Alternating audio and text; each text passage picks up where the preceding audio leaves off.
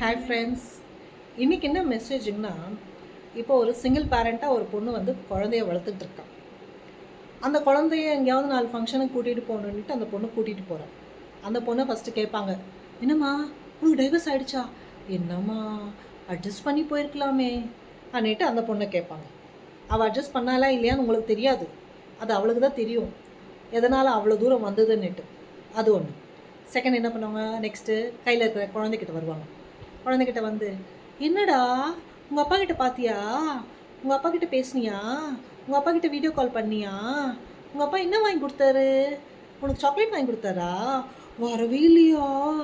அச்சோ, பயப்படாத, நான் வாங்கி தரேன். இந்த மாதிரி ஏங்க அந்த குழந்தைய கஷ்டப்படுத்துறீங்க?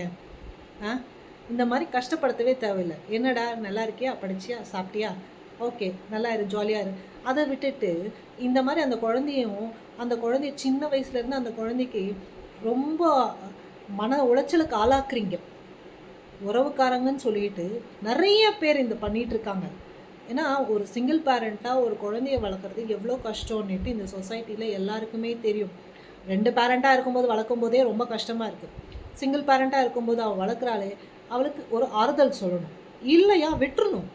அதை விட்டுட்டு அவளையும் நோண்டி விட்டு குழந்தையும் நோண்டி விட்டு அதில் குளிர் காயிறாங்க பாருங்கள் சில பொம்பளைங்க. ஐயோ முடியலப்பா. தயவு செய்து இனிமேட்டுக்கு அந்த மாதிரி பண்ணாதீங்க. இதே நம்ம வீட்டு குழந்தையா இருந்தால் என்ன பண்ணுவோம்? இந்த மாதிரி பண்ணுவோமா? அடுத்த வீட்டு குழந்தையா இருந்தால் எதுக்கு இந்த மாதிரி பண்ணுறீங்க? தயவு செய்து இந்த மாதிரி பண்ணாதீங்க ப்ளீஸ்.